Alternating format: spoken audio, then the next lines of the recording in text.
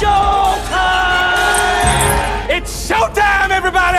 Showtime! Okay, people, it's showtime! All right, everybody, it's showtime. All right, everybody, it's showtime! Now take your position. It's showtime. Hey, heads up, everybody! It's showtime! Oh, it's time! All right, ladies, buckle up. It's showtime. Here we go, showtime. Okay, fellas. Showtime. Okay, it's showtime! Ed Berliner, the fastest show in sports! Greetings, true believers. Welcome back into the fastest show in sports. I am your host and your ringmaster, Ed Berliner. Thank you so much for joining us. We are sponsored today by Dewey, Cheatham, and Prey, attorneys at law. Did you fall for another rapture prediction? Did you quit your job, sell your stuff, or spend your savings only to wake up still on earth? At the law offices of Dewey, Cheatham, and Prey, we'll help you sue God for emotional distress, wasted food, and lost wages. When God no-shows, we show up. Call 1-800-NOTRAPT. That's 1-800-NOTRAPT. Judgment Day may never come, but Justice Day starts today. As usual, we got a long way to go and a short time to get there, so let's go ahead and get started with our lead story. America finally stands united when it comes to one single sporting event that managed to bring us all together, managed to put us all on the same page, managed to make us all think about America first. What are your thoughts on the Ryder Cup so far? As an American, it's a bit embarrassing to be losing at golf to a small country like Europe, especially when we invented the sport. Are you disappointed to be losing to Europe? We're world champions at football, world champions at baseball, and world champions at basketball. We can't win everything. Who's your favorite golfer? Happy Gilmore. I'm a bit disappointed he's not playing today, to be honest. Members of Team Europe have been complaining about the American fans making too much noise. What do you think about that? If British soccer fans can call the goaltender a fat bastard every time he kicks the ball, surely it's okay for me to call a European golfer an asshole every time they swing their club. Never before in the history of my career have I ever let off a show, well, a talk show that is, speaking about the Ryder Cup when I used to do sportscasts for News Sport, for all the other Sports News Network and so many others. We sometimes led with golf, especially when it was the Masters and the U.S. Open. Rarely did we ever lead with the Ryder Cup because the Ryder Cup was okay, it was nice. Okay, we get together with the Europeans and we play. Look, I come from a time when the Ryder Cup was no big deal. As a matter of fact, you couldn't scalp tickets. You didn't even think about that. There were tickets to be had on the day. You walked up, you grabbed a ticket for maybe $10, $12, and you were there. It wasn't that big a deal. Now, all of a sudden, the Ryder Cup has become an international incident. What happened this past weekend at the Ryder Cup makes us all stop and think, especially when you consider that rarely do you ever see an athlete as bothered as Rory McIlroy. Bones, it just seems there's as much pulling for the U.S. and pushing against the Europeans here, especially in this group against Rory. Yeah, it's been incredibly vocal out here this afternoon, I have to say. But I think that everyone's handled it really well. The problem is that as they walk around the green, the crowd has been shouting out time, if you will, counting from 1 to 10 and then on from there. And I think Rory's looking at the referee now, just asking people to settle down.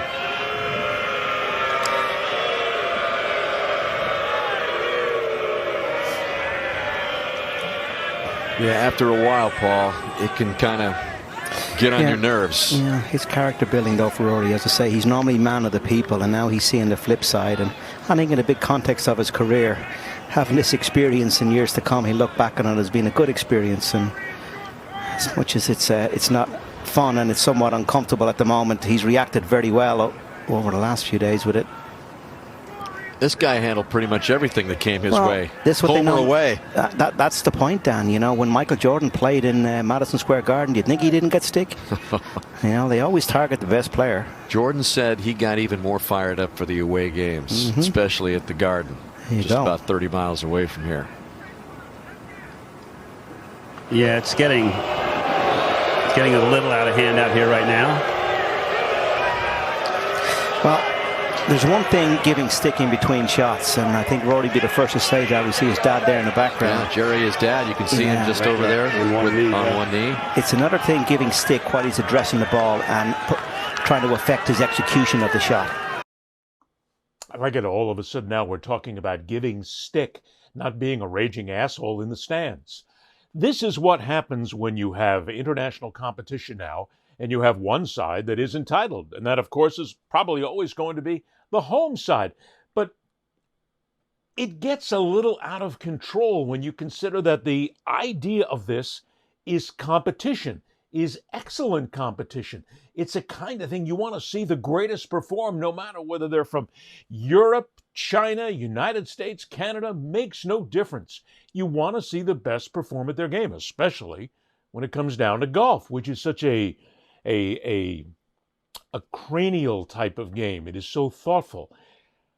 But when it comes to Rory McIlroy, and as the announcer said, character building, sometimes your character goes off the rails. That bunker's looking tasty. Guys, shut the fuck up.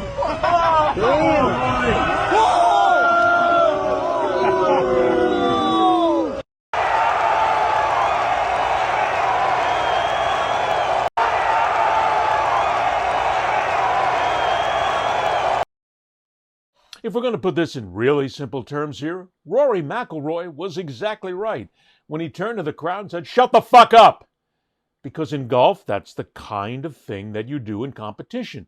You silence, you let them sit. And I've already heard of a number of people out there, and some great friends of mine, who have come out and said, well, wait a minute, wouldn't the game be a whole lot more interesting if the fans were allowed to scream and allowed to shout? Screaming and shouting is one thing, but when on at the Ryder Cup, though, that was insulting. Now, look, I could sit here and go off for minutes and minutes and minutes on end about what raging assholes American fans are, about how they really made Americans look like complete morons and idiots, and how we have a drunken band of louts out there who have nothing better to do than go ahead and get drunk and yell insults, epithets, a good FU bomb here and there at somebody else, and how that doesn't really reflect well on all Americans, and certainly it doesn't reflect well on the entire gallery that's there. But in this case, it did. And I'm not going to go off and use all that, because we've really already done that over and over and over again. But the point here is, Americans are arrogant. Americans are entitled. We have been brought to the brink where we are always believing that we are the best. Look, there's a television commercial out there right now. And again, this is what happens when it's really bad marketing and bad commercials. I don't know what the spot is for. I think it's for a car where it says, the great things about Americans is we are always Americans. Snarl, ganache, ganache, all that other good stuff, you know. Go ahead, knock it off. It's who we have become. We live that arrogance. We live that entitlement. And we do it especially in sports because, look, let's face it, we are the best there is at certain sports. We're certainly the best at American football. We suck at soccer, save for women's soccer, which is still one of the best in the world. We're the best in baseball, unless, of course, the Japanese try to put together a couple of good teams with some great players because they may knock us off our perch, because the Asian players are excellent. We're the best at basketball, though every now and then in international competition we do get our asses kicked. And we're certainly not the best in hockey yet, because when the World Championships come around, usually it's Canada. Oh, wait a minute, we're the best in motorsports. We're the best in NASCAR racing. Why? Because nobody else does it. We're certainly not the best in Formula One. But my point is, we can be fans and not be assholes. We really can. What happened at the Ryder Cup was unnecessary. It's a stain on the game of golf. And no, I don't want players who are out there or fans who are out there in the stands screaming and hollering. No! That's what makes golf beautiful. And I'm not a golfer. I have to be honest with you. I absolutely suck at golf. I have never played one decent round of golf in my life. I have every single time I've gotten out on the golf course, I'm the guy that's just making the turn at 9 going, 2 more beers, please. because that's how bad it is. I'm usually just out there whacking away, trying to have some fun. That's really all golf is to me. But when I watch golf, and I do it occasionally, I want there to be that silence. I want there to be that magic. I want there to be that absolute moment when everything stops and it's nothing. And you see the best in the world do what they do, instead of having to put up with the jerks, the morons, the idiots, the nickel and dime ass clowns. I want to see them enjoy it. And America, we got to stop being this. We're not all arrogant jerks. We're not all entitled idiots. There's some people out there who actually enjoy sports for what it is. But when it comes down to golf and international competition, hey, I'll tell you what, the announcers have had it right sometimes. Rory McIlroy had it right. How about rooting for your team? How about rooting for the Americans? How about spending more time rooting them on instead of denigrating the Europeans, who, by the way, save for that last day, kicked your ass up and down the course, rather. And they escaped at the end, but they still played better. They're champions. Salute them. Give them a nice round of applause. And as a matter of fact, when it comes to looking back on this Ryder Cup, Rory McIlroy, the guy you got pissed off about, the guy that you pissed on, the guy that you made all sorts of insults to, the guy that somebody threw something at his wife, threw a drink at his wife after the match was over. Hey, guess what? You really got somebody angry who knows how to put you in your place. How do you pick and choose when to interact? Yesterday on 16 in the afternoon, I heard some guy who was like, Roy, you're not that good. And you said, I'm really effing good. So I am. I know you are. Really good. I know. But when do you pick and choose when to interact with the fans? Obviously, there's playful banter. Honestly, I'd say it's just on impulse. Sometimes I do, sometimes I don't. I'm quite an impulsive character, if you haven't noticed. Sometimes I'll engage, and sometimes I'll catch myself and refrain. But I don't really choose when, and it's sort of sometimes I do, sometimes I don't. How sustainable for the game of golf is the level of abuse that you and others I know but received this weekend? I mean, is it something that you just have to accept, or is it something that's taking the game in a dangerous direction? No, I don't think we should ever accept that in golf. I think golf should be held to a higher standard than what was seen out there this week. Golf has the ability to unite people. Golf teaches you very good life lessons. It teaches you etiquette. It teaches you how to play by the rules. It teaches you how to respect people. Sometimes this week we didn't see that. So, this should not be what is acceptable in the Ryder Cup. But we will be making sure to say to our fans in Ireland in 2027 that, what happened here this week is not acceptable. And it's, for me, it's, come and support your home team. Come and support your team. I think if I was an American, I would be annoyed that I didn't hear a lot of shouts for Scotty today, but I heard a lot of shouts against me. And it's like, support your players. There it is. Rory McIlroy said it exactly right. When you go to an event like the Ryder Cup, support your team. I mean, it was a European and an American side that was there, but mostly Americans. Why don't you support the Americans? Instead, you just want to go ahead and take advantage of the $27 beers and the bottomless cup drinks and cocktails and go ahead and make assholes of yourself. I mean, you did. Because look, while it still comes down to it's just a small portion of people who really become the idiots, they are the ones that get the most attention. And they're the ones then that basically spread it out around everybody else. Stop being an asshole. You don't have to be.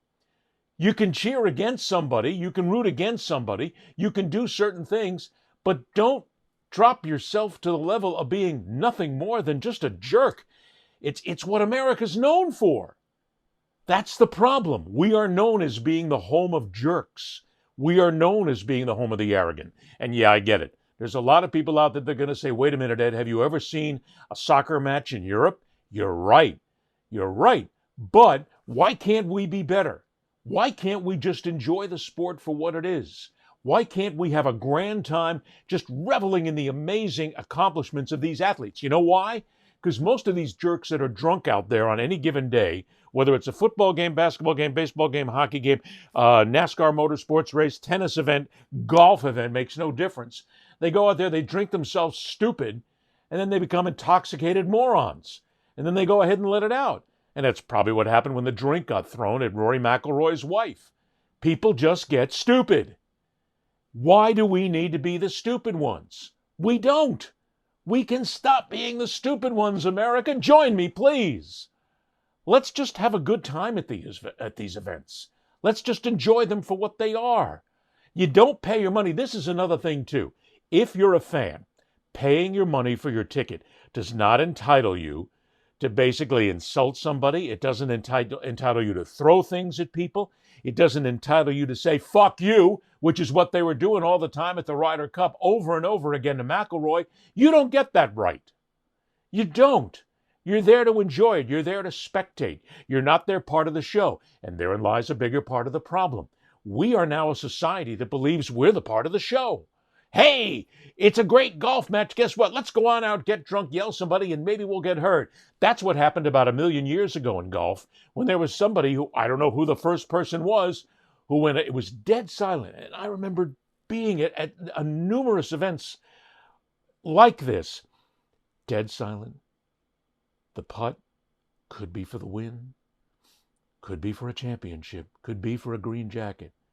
And the minute the golfer strikes it, get in the hole! Get in the hole! And everybody's in there. Oh, you know why? You just want to be part of the show. Stop trying to be a part of the show. You're not. You're a spectator. You're a fan. You're there to enjoy it. You're there to pay your money. You're there to have your beer. You're there to have your hot dog, whatever it is. But otherwise, stop being the ugly American, which is basically what we are when it comes to sports. And we don't have to be that. But we like it. That's even more distressing. We like being the ugly American.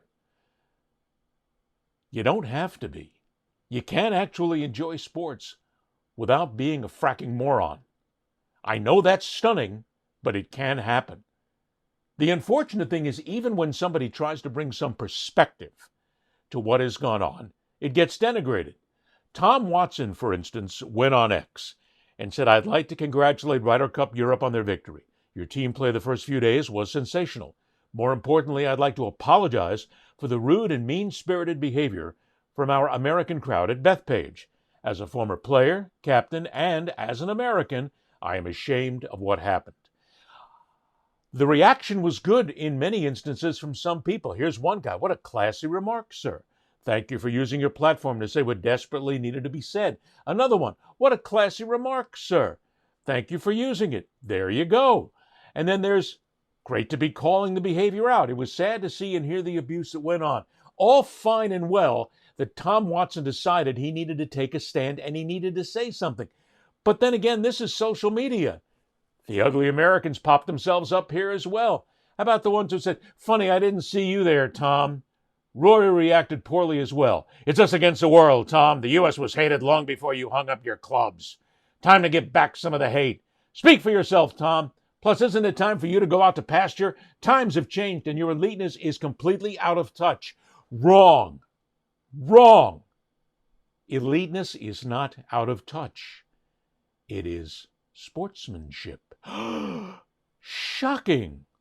Where did that word ever go? I know it's really, when you say sportsmanship to people, there's a lot of people who will just laugh at you because they say, come on, there's no sportsmanship anymore. There could be if we practice it. And I'm not being Pollyanna-ish about this. I'm just saying that what I want to see when I go to an event, I want to see the great scorer. I want to see the great shooter. I want to see the great receiver and the running back and the defensive play. And I want to see the great golf shot. I want to see all this. Hey, it's different in NASCAR because the drivers can't hear you anyway. And when you're in an arena, it's entirely different too because there's cheers, there's boos, there's all these things, but it doesn't have to get nasty and it doesn't have to get personal. And on a golf course especially, it doesn't have to get personal because you can hear everybody 3 holes away. It's unnecessary. Stop being the ugly American. It doesn't fit. It doesn't work. By the way, before we move on, I do want to point out that the PGA of America takes a tremendous amount of responsibility for what happened at the Ryder Cup, because on the Saturday, they brought in a host off the first tee. And the host was an alleged comedian. Well, here, I'll let you. Let's learn all about the alleged comedian who was there on Saturday. If you are a single gal, I want you to dial in.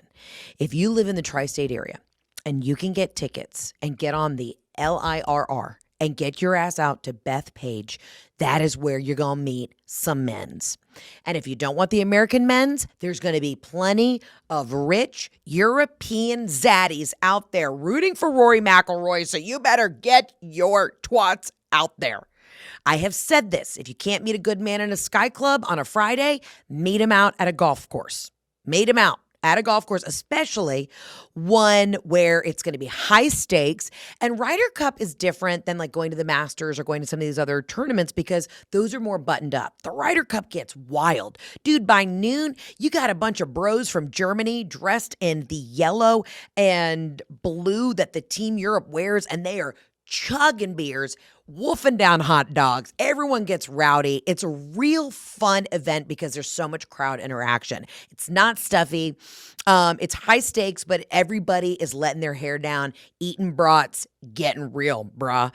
But if you are a single gal, get your ass out there.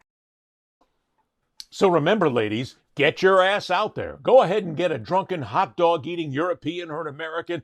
Go out there and let them spend all kinds of money on you. Let them buy you overpriced drinks. Go out there and just try to be as sexual as you possibly can. Yeah, I know it's comedy, but it's bad comedy. Because this is the woman that the PGA of America put into their Saturday hosting role. And she was out there while Rory McIlroy was up on the first tee. And she is there, the host, hired and working for the PGA of America, who's there on the stand as the crowd is cheering. She's leading the chants of, "Fuck you, Rory." That's, I guess, what she considers her job. So the PGA of America is not completely blameless in all of this. They helped to egg it on. They helped make this a sideshow. They helped to make this right from the very first tee. The PGA of America is hiring somebody whose only job there is to tell really bad jokes, really sexist jokes, not give a damn if the women are out there just basically whoring themselves in front of guys from Europe and from America. Go ahead, ladies. Got to get those twats out there. But in the meantime, she's out there leading a 4-letter chant against one of the other players. PGA of America, you are just as much to blame as anybody else for making this a sideshow. Maybe next time you won't do it. Maybe next time you'll learn your lesson. Maybe next time we won't have a band of idiots out there basically getting drunk. And that's another thing, too. You're never going to stop the drinking at these events because, let's face it, that's what they go out there for. They go out there to drink and be stupid. Again, my point is, you don't have to be stupid about it. It's just a game. It's just a sport. Enjoy it and don't be an asshole. Seems simple enough to me. Moving on. College football. We've been talking about this the last couple of weeks. And last week, we talked a lot about what is going on at Arkansas. Well, how nice. The spit hit the fan. We've got breaking news out of college football where the Sam Pittman era in Fayetteville has come to an end. Arkansas fired Pittman today after a 2-3 start to the season, including Saturday's 56-13 blowout loss to Notre Dame. The 43-point defeat was the second largest of the Pittman era at Arkansas. He finishes his tenure with the Razorbacks with a 32-34 record in 5.5 seasons in Fayetteville. Offensive coordinator Bobby Petrino, who was once the head coach of the Razorbacks himself, will take over as interim for the remainder of the season. Right. They didn't have to go far to find their next head coach. Well, you can go ahead and say that it's an interim coach, but hey, let's welcome back this classy, well-heeled winner that is Bobby Petrino. What would you consider traits that represent a good head coach? How about compulsive and pathological liar? no morals, exploiting employees, zero self-improvement over time, incredibly self-entitled, and when faced with adversity, run. He's a quitter. I mean, this guy just seems like a total liar and a fraud. Well, I think he's a creep for making the move now. I think he's a quitter. And it's a sleaze bag. I think Petrino's a fraud. Bobby Petrino is a quitter. This guy, I mean, what kind of a message are we sending? When the going gets tough, we quit. Quitter, liar, oh yeah, sleazebag. Bobby Petrino embodies all these things, but hey, it's okay. Don't worry about a thing. I mean, come on. He's Bobby Petrino. He's been at Arkansas once before. He was on staff as one of the assistant coaches right now. This is a guy who helps us win. Bobby Petrino, he's a winner. Maybe you haven't bought into him being that bad. Sure, leaving multiple times is a sign of no loyalty, and he's a proven liar. But hey, he's still a good college football coach. And he's a family man. He has 4 kids and is apparently happily married. Good evening, Craig. We're live here in Fayetteville, and here's what we know. Arkansas football coach Bobby Petrino was involved in a motorcycle accident last night around 6:45 on Arkansas 16 in Madison County near Crosses. After a motorcycle accident, Petrino was all messed up. He had lost control and landed in a ditch. Luckily, no other vehicles or people were involved. Apparently, he had spent the day at the lake with his wife. Then he had decided to go for a good old night ride by himself. Coach, you said you were alone on the bike, right? Were you alone? As this YouTube comment puts it, you want to know how Bobby Petrino's lying? If his lips are moving. He wasn't the only one on the bike that day. He had a passenger, 25-year-old Jessica Durrell, a former Arkansas volleyball player who Bobby Petrino hired as a well-underqualified student-athlete development coordinator, aka his mistress. It started with a kiss a year previous, and slowly progressed from there. It went on with extensive gift giving from Petrino, including 20 grand for Christmas. Some of this money was going to help pay for a car, wedding expenses, and a vacation. Wait, wedding expenses? Oh yeah, by the way, the girl was engaged at the time. Yeah, so Arkansas was going to fire Petrino. And when he got wind of this, he made it clear who he was, because rules don't apply to you when you're a big-time college football coach. So now he was gone. When it comes to Bobby Petrino, hey, people at Arkansas, what the hell is wrong with you? I mean, seriously, I'm going to take a time here right now to go ahead and go off on you because you deserve it. What are you doing? I mean, not only is this guy a liar, a fraud, a cheat, basically, I still think that sleazebag works pretty good, although scumbag might actually work fairly well for Petrino as well. You bring this guy back under Pittman as an assistant coach, everything's nice and hunky-dory. What's he been to 17 places since the time he left and the time he's back? And every single place Bobby Petrino has been, he has lied to get his way out. I mean, he basically lied to the Atlanta Falcons. He lied to every college that he was ever with to basically get out and go someplace else for more money. The guy moves from place to place to place because he's got happy feet, and he continues to make all kinds of money on buyouts. The guy wins, but at what cost? Arkansas, listen to me, okay? Come close. Come close, my friends. Let's discuss for a few minutes. First of all, Arkansas, you are never going to win the national championship. Okay? It's not going to happen. Not in this lifetime, because you simply haven't got the money to spend. Now, again, the athletic director says that, well, we do have the money to spend, and we are going to make ourselves better eventually. They've got to be able to embrace and adapt to what is a changing environment in college athletics, and to be able to have some advanced scouting that's really in depth, and you can go head first into the transfer portal, and that's the way you're going to build a program quickly. And the days of bringing in 25 or 30 freshmen and thinking that you can turn a program with freshmen, they're going to go by the wayside, especially in football. And you've got to be able to really use that transfer portal, and that takes some in-depth advanced scouting across Division II, FCS, G6, and even Power 4, so that when that transfer portal opens up, you're ready to hit the ground running, and we're going to provide that staff with the resources they need to do so.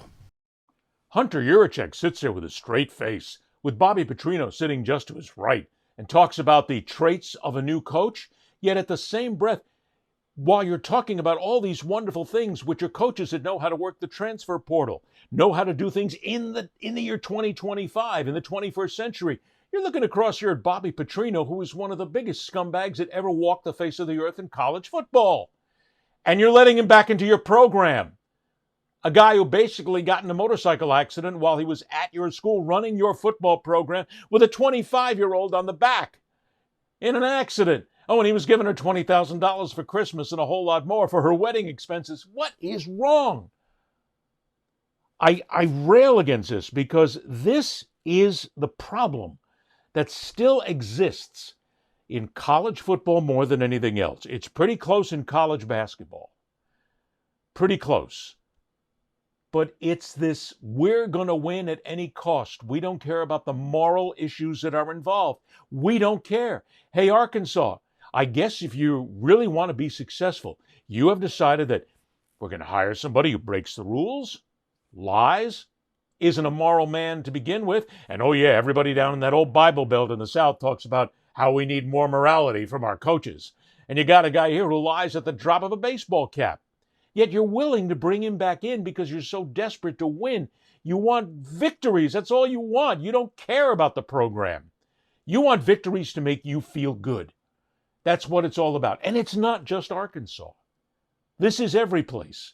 Every single college football factory hires coaches and now hires players and now pays players and coaches because they want to win and feel good about themselves. Oh, screw this whole rah-rah, sis-boom-bah alma mater.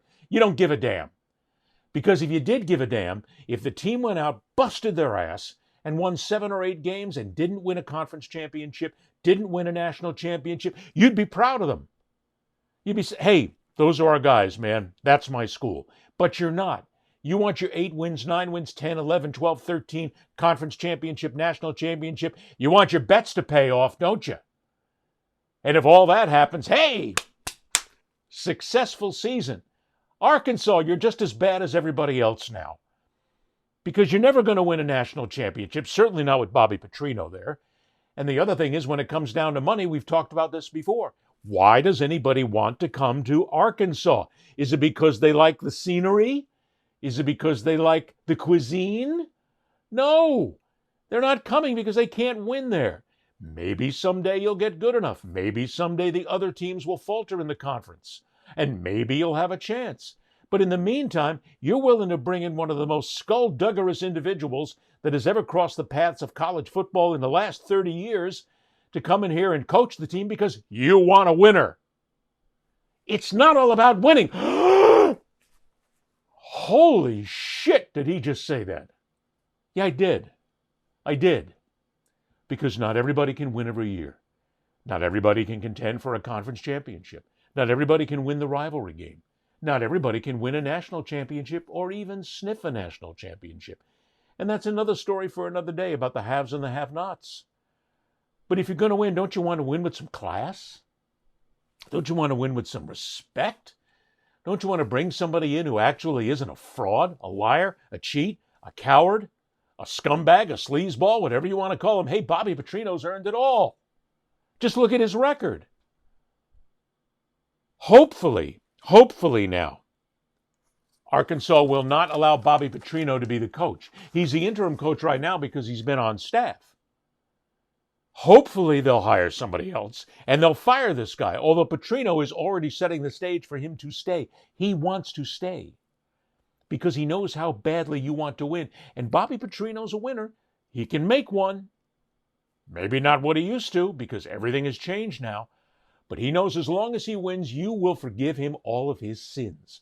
You know, it's funny. When a college athlete has a problem, when he or she has an issue, when he or she is caught with a controlled substance, when he or she takes money from a booster, we're all down on him right away. Pound away. Bad people. Yeah, when you bring a guy like Bobby Petrino in, hey, don't worry about it. He's the coach. He's going to help us win. Come on, people, grow up. Grow up. Get rid of the Bobby Petrinos of the world.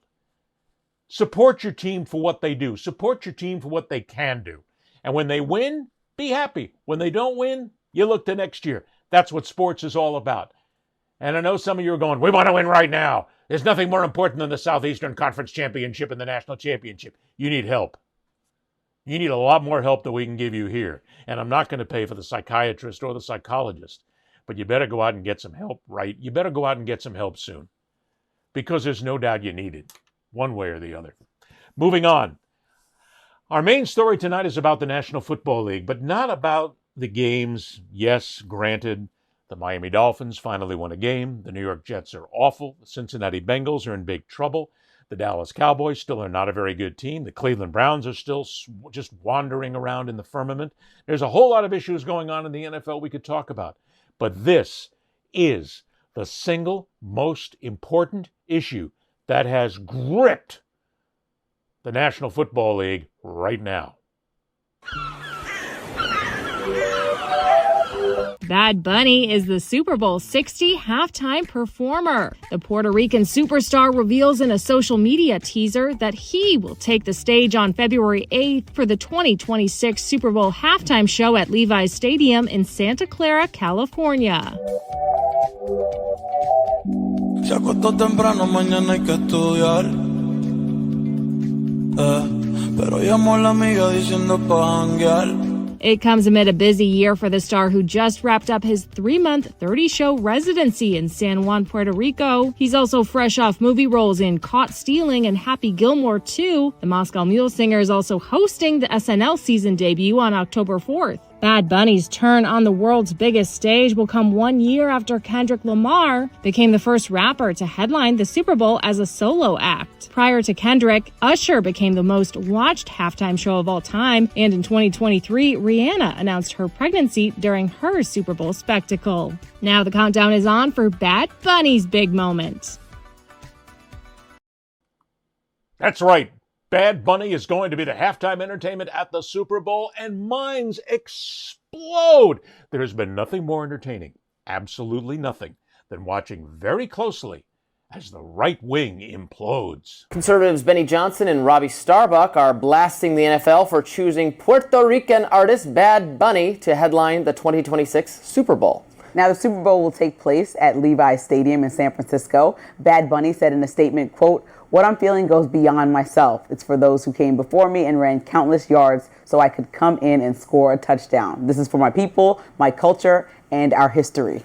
Some conservatives are not happy about this announcement. Starbuck posted on X, Roger Goodell and the NFL just decided to make the Super Bowl political by picking Bad Bunny as the 2026 Super Bowl music act.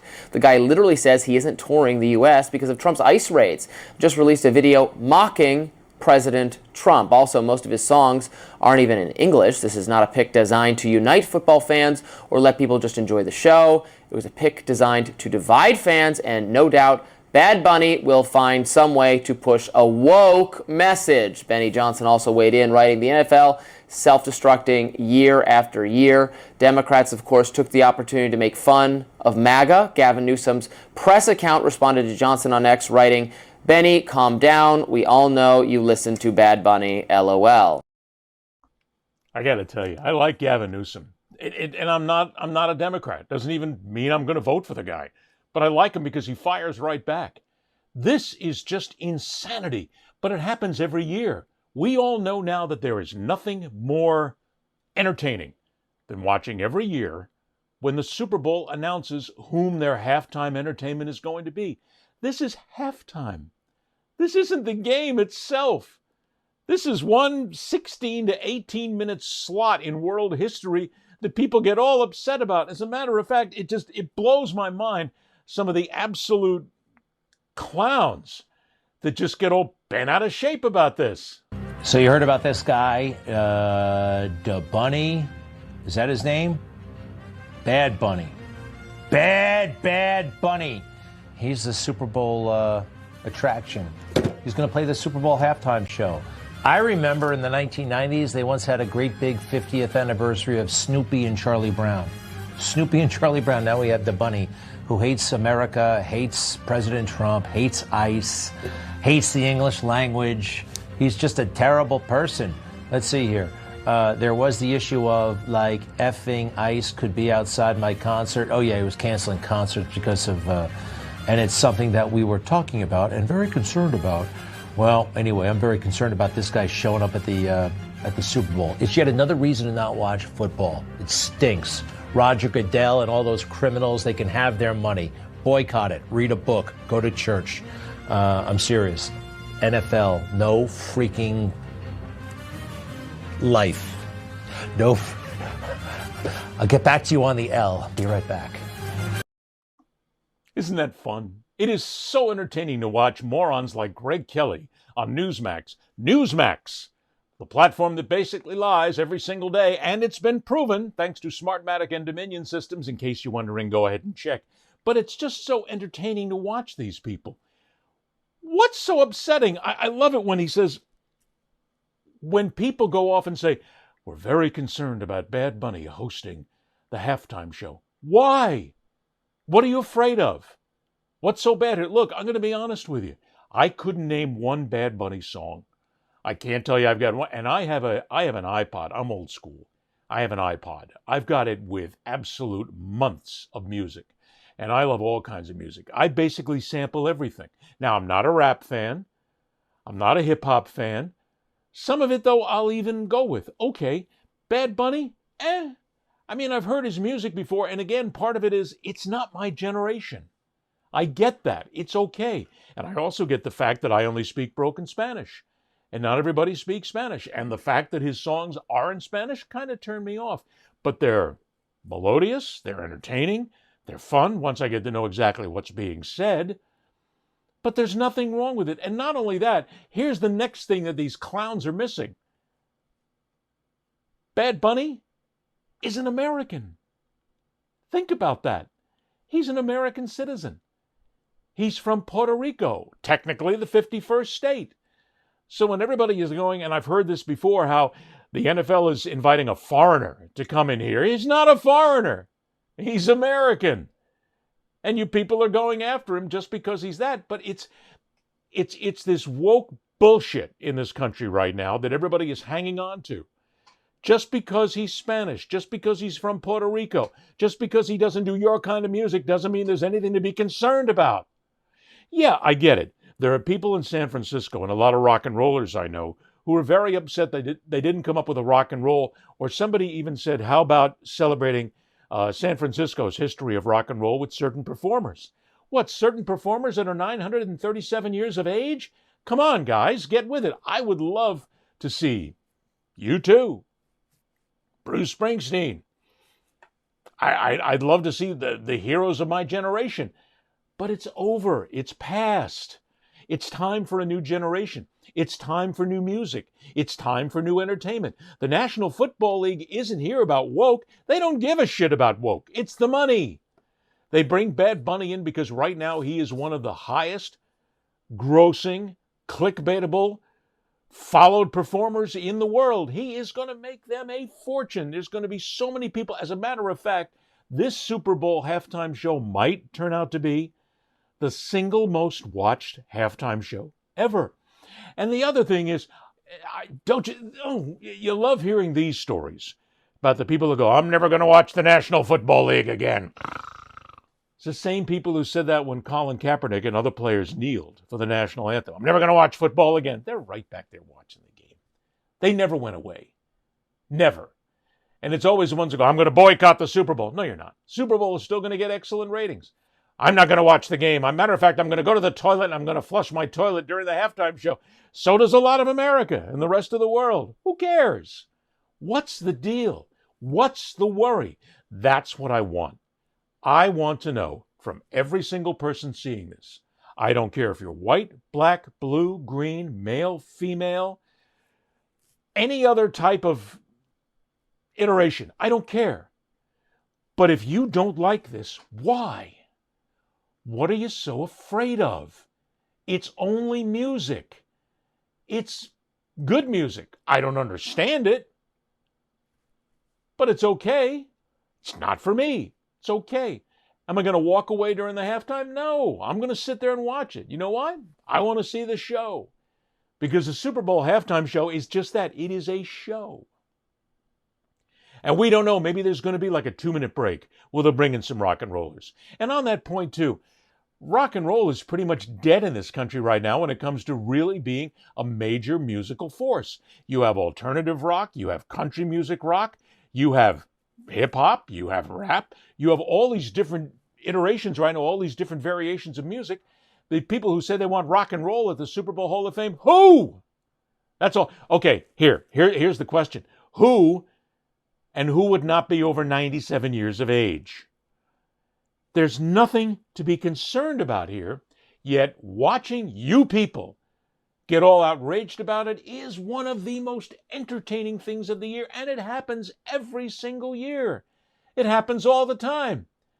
If it's not Bad Bunny, it's a female act, and we don't need a female act. If it's not Bad Bunny, it's a rap act, and we don't need rap. America doesn't need rap. It's all part of being woke. Oh, stop. Cut the bullshit, will you? Stop being so afraid of music. Enjoy it. It's a show. Why can you not just sit back? And that's my question again I'm going to ask. I guarantee you, I won't hear from the naysayers because they don't want to get involved. They don't want to get caught.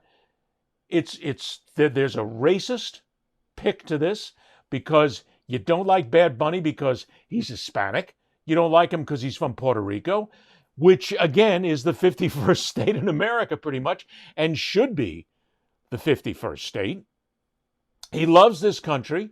And yeah, I hear these people go, well, he's spoken out against President Trump. Yes, he has. And so have a lot of people, a lot of very honorable people as well. And the big thing why Bad Bunny canceled his tour in the United States was he knew flat out that every time he brought somebody in, the ICE agents were going to be there looking for somebody that they could deport. He didn't want to put his friends, his staff, his crew at risk. So he said, no, I'm not coming. It had nothing to do with the music. It had to do with this threat of illegal deportation. So yeah, the guy cares about his crew. And the guy's making absolute sure that everybody is going to be okay. Yet you want him to kowtow to what you believe in. Doesn't happen. Doesn't happen anymore. Why are you so afraid? I had to bring up some of this too because social media and its blasting of this has become kind of hysterical. This is, and I put the gentleman's name in there, Ryan Fournier, who posted a picture of Bad Bunny and said, this is Bad Bunny. The NFL just announced him at the 2026 Super Bowl halftime performer. And I should point out that in this picture, for those of you watching on YouTube, what you can't see is, what you don't see is Bad Bunny dressed in a skirt. And that has Ryan and so many other people all upset that this is a guy in a skirt. He's a massive Trump hater. He's an anti-ICE activist, doesn't even sing in English, once canceled his tour. It's the same thing I just brought up. That's the same absolute bullshit that I just talked about. Everybody is saying the same thing. Those people who don't want Bad Bunny are MAGA supporters. He hates Trump. He hates America. No, he doesn't. He's never said anything against America in his life. Not once. Go ahead and find it. I dare you. He sings in Spanish. Okay. And there have been Spanish songs before that people in America have sung simply because you like the lyric. And he doesn't want his guys to get arrested or anybody connected with his crew to get arrested because of an illegal deportation. I applaud him on that. Good for him. But of course we have people like this guy, Moyo Reyes. All the profile pictures with sunglasses, beard, and trucker hats. I'm turning off the TV during the Hall of Fame, during the halftime show. This is America. It should be in English. I don't even know who he is. He's right. That's the kind of stuff that we hear back and forth. Here's another one. Cue the people saying they never heard of him and reminiscing about the good old days of Super Bowl halftime shows. Not all the Super Bowl halftime shows were good, kids. Some of them actually were pretty freaking bad. But if you're a guy like Greg Kelly, you want to see us go back to maybe having Up With People at the halftime show and maybe a good marching band every now and then. Or this one. Last Super Bowl was too Afrocentric. This one, the complaints will be, we don't understand the words. MAGA gonna fake boycott the NFL over this.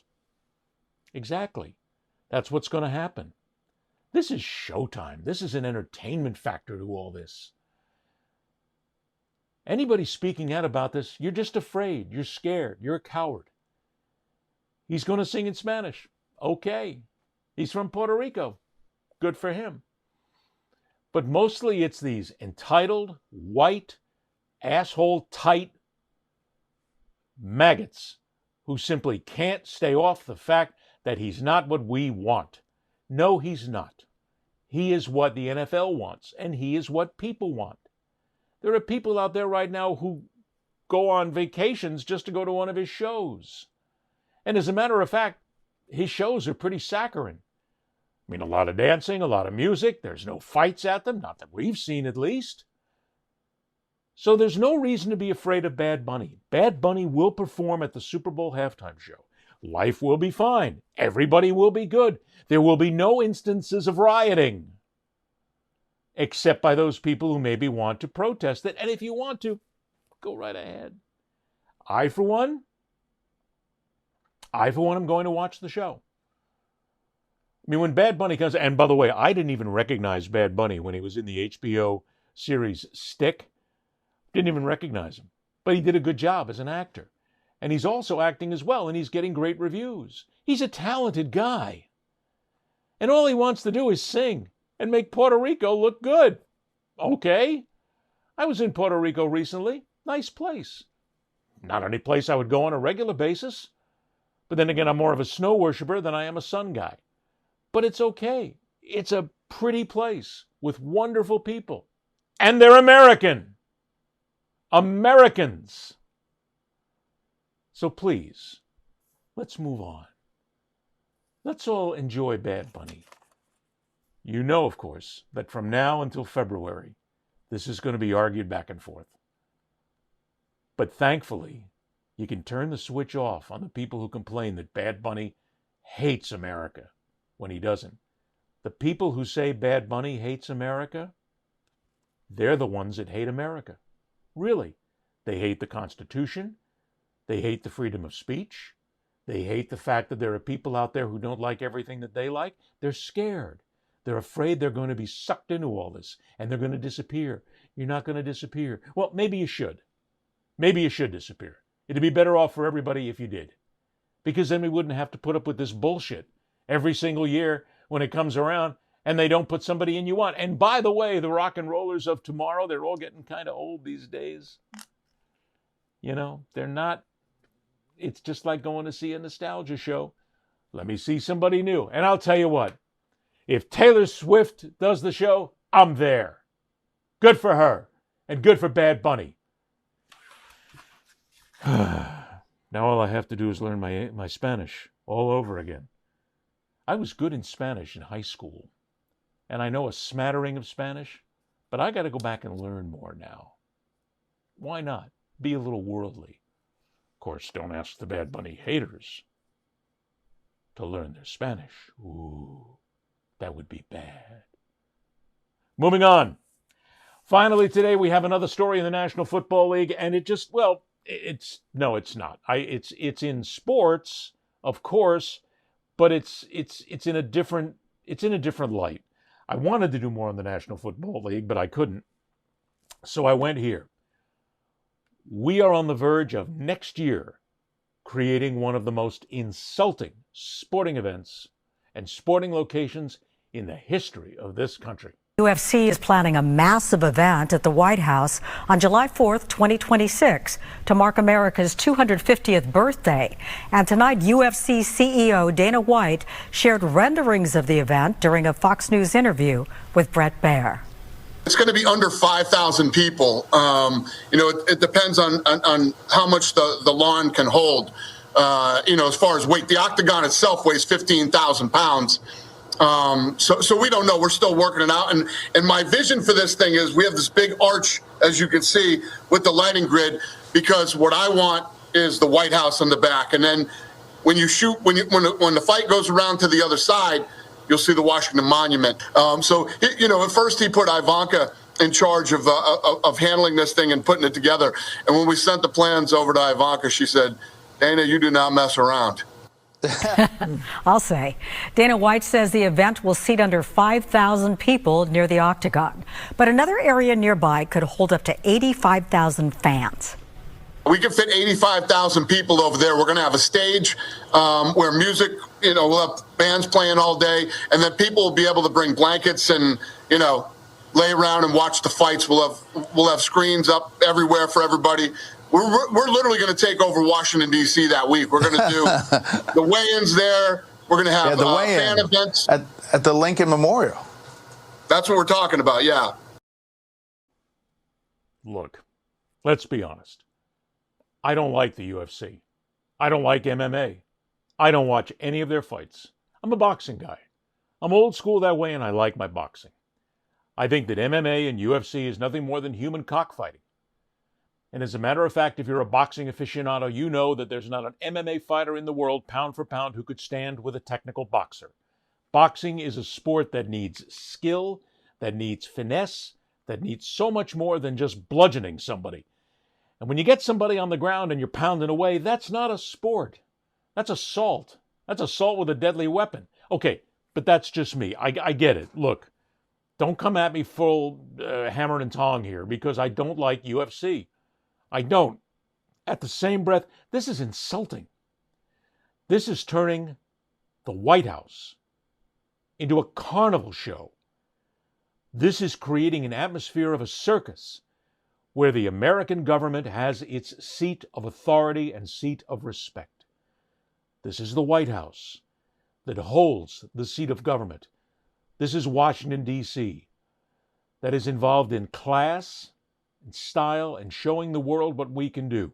But instead, we're going to put a big ring right in front of the White House, and we're going to have men and women beating the shit out of each other just so that Dana White and others can make a ton of money, an inordinate amount of money, and guaranteed there's going to be other people, some politicians in there as well, that are going to make a lot of money on the backside of this.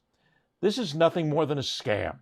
If you want to have the event in Washington, D.C., okay, I'm fine with that. Have it at a stadium.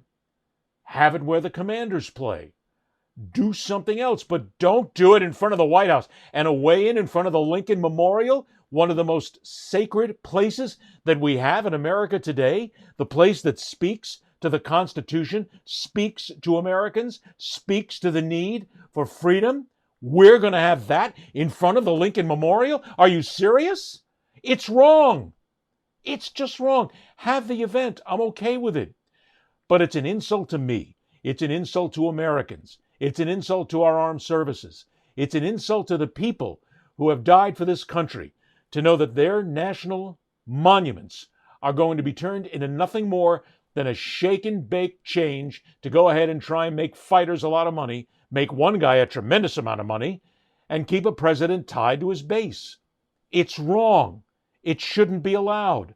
But then again, I'm talking to the breeze here because I don't make these decisions. Neither do you. These are made by Donald Trump and Dana White and their friends. I get it. But to put this sideshow, this bloody affair on the lawn of the White House is insulting to America.